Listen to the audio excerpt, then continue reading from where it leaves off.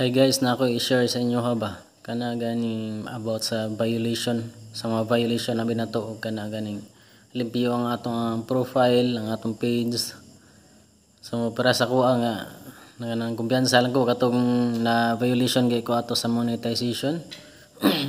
Nya tanaw na ko dito sa support inbox, wala siya issue. Nya dito dai sa kanang sa monetization na ada issue. So napay line guys nga makita nato nga naa tay violation nga wala nato makita sa monetization, dili nato makita sa support inbox. So karon guys, kanang plug content ako ipakita sa inyo kung asa makita. So let's go. So i-open nimo imong cellphone guys. Sulod sa Facebook app. Pakita na ako sa inyo sa support inbox ha, tanawa. So wala, no reports, no violation sa support inbox to siya. So ang gibuhat ipakita pa na ako sa inyo ang professional dashboard ngadto sa monetization.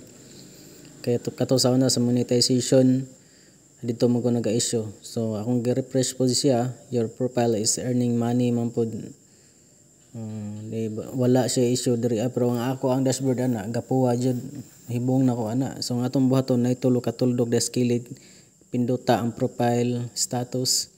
So tanaw guys, mao ni dito ang atong makita, tapos pindot recommendation. Naarang issue guys, we can't recommend your profiles content. So tan-aw na ako kung sa to siya.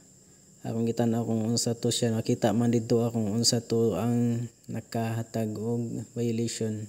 Katong akong post nga murag midwife no.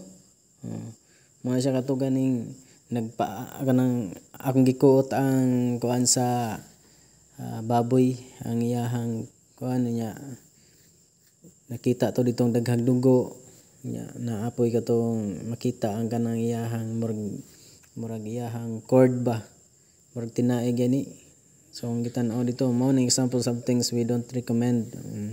Mo siya basa-basa lang mo dia kung unsay dili nila i-recommend guys.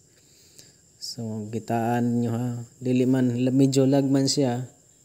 Mingadto ko sa videos kay walay lain ani nga solution is i-delete na lang jud to nga post.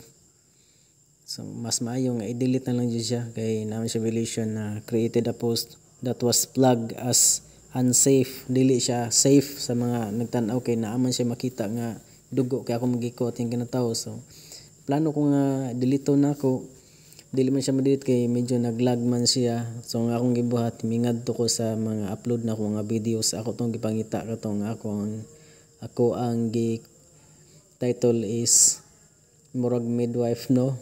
So akong gitan-aw diri akong gi-scroll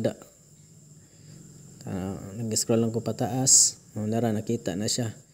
So mao na siya guys, na daghang dugo. So ang akong gibuhat is gi-delete na lang jud nako siya. Tapos na kita nimo himbalik ko dito sa atong tuldok skilled profile status dayon. So kita niyo guys, pindutan din ang recommendation. Tapos makita nimo ang recommendable, wala na siya. So mao to guys, hope nga naamoy nakatunan pod ato akong gi-share sa inyo ha ba. Share lang gud diri agud sa atong mga experience diri sa Facebook, wala may lain mong tinabangay gud diri agitarman mga gagmay nga content creator. So God bless atong tanan ug amping ta kanunay.